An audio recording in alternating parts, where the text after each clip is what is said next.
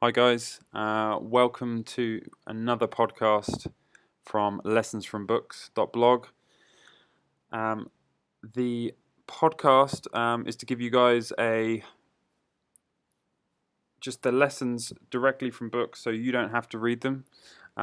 Feel free to go back and listen to the intro, number 0, to get an intro to all the other details. As mentioned in there, this is not a podcast. If you want highly finished, highly polished podcast, this is raw content. So what you're listening to now is a start and stop recording. There's no edits. There's no funny business. It's straight to the point. So if that's not your kind of thing, fair enough. But just to pre-warn you. So okay, this is podcast number 1. Number 1 is the first article on the site, which is lessons from the book The Power of Intention by Dr. Wayne Dyer. I've listened to the Power of Intention audiobook probably about 100 times.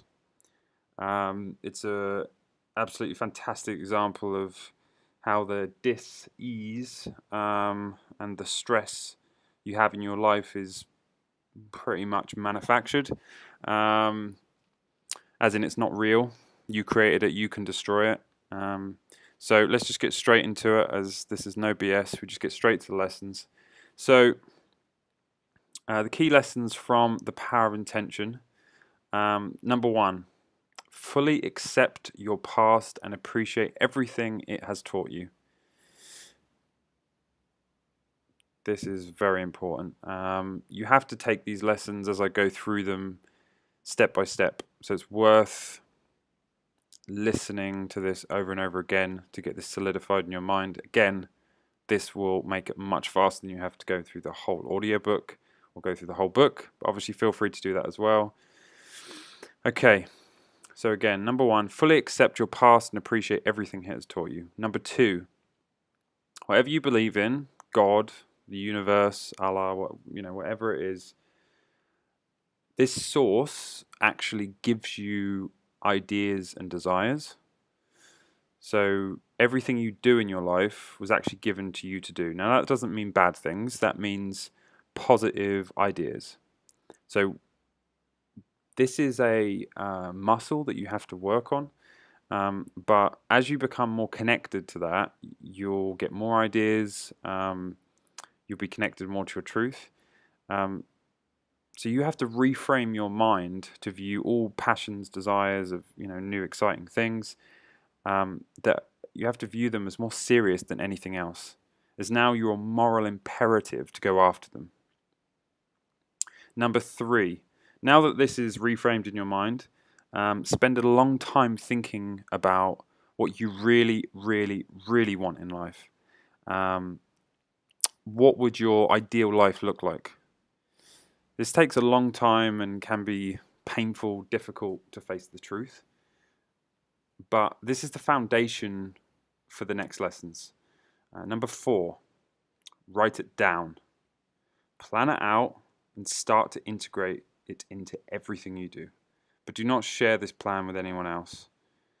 I won't go into all the details, but just keep it to yourself. You have the power, this is number 5, sorry. You have the power to create and live the naturally stress-free life you desire. So this is pretty much a direct quote out of the book. You can use this power to attract peace or anger, love or hate, fear or excitement. So again, I've made this one bold on the article, on the post, on the blog. You have the power to create and live the naturally stress-free life you desire.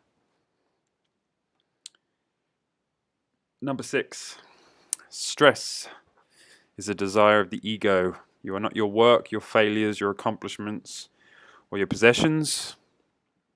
You are not your ego. Destroy your ego. It's messing you up and making you sick. Number 7, leading on from this, anything you are stressed... wait a second. Sorry, guys. Anything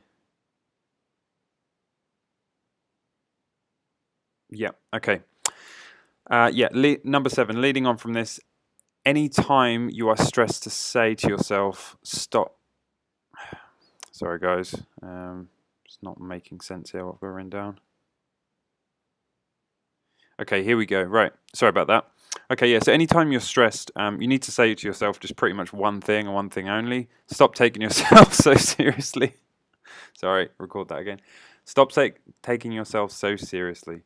Um, you may have like grand visions of being a billionaire or a world-class athlete, but stress is just your ego saying, "I'm important here. I should be successful by now. I should blah blah blah blah blah. Me me me me me." It pretty much, you can use this to get your head out of your ass a lot of the time. So stop taking yourself so seriously. Um, is the quote you should keep in your head whenever you're stressed. Number 8, infinite patience produces immediate results. Not much else to say other than that. Number 9, you need to train your thought responses to any situation to only be positive. Depending on your life to date, this will be harder for some than others. You need to, understand that every time you respond negatively, you're creating resistance. You're also creating a pattern. You create the disease in your body, and you attract more of the same negativity if you do this. Also, if you respond positively, you attract more of what you desire. So it's completely in your interests to train your thought responses to be positive and only positive. Number 10, you cannot live in appreciation and be stressed at the same time. I'll say it again. You cannot live in appreciation and be stressed at the same time. So choosing peace, love, and appreciation always should be your approach. Now, this sounds airy-fairy, but this is very powerful. I apply this every day. Part of my morning routine is appreciation. Appreciation, appreciation, appreciation. Now, I'm striving for greatness and to do greater things, but I always go back to this. The ego has a tendency to constantly come up and force you away from appreciation to stress. And you need to focus on appreciation. Number 11, practice being in silence and meditation. You got to do this daily, guys. You got to be by yourself, and you need to meditate every day. Number 12, finally, live in harmony with intention. So this is the truth I was talking about earlier. You need to live your truth in peace. You need to race towards your goals ferociously, of course, but with an open heart and mind, and let go of the outcomes. Now, once you're in harmony with intention, what you'll find is a lot of things start to go your way. You'll notice when you have a good day and everything goes your way, this will happen over and over and over and over again. And the more you practice this, the better things will get. Yeah, I mean, that's it, guys. That's the 12 lessons. I mean, this has probably had the largest effect on me. This book has probably had the largest effect on my life. I still listen to it each week.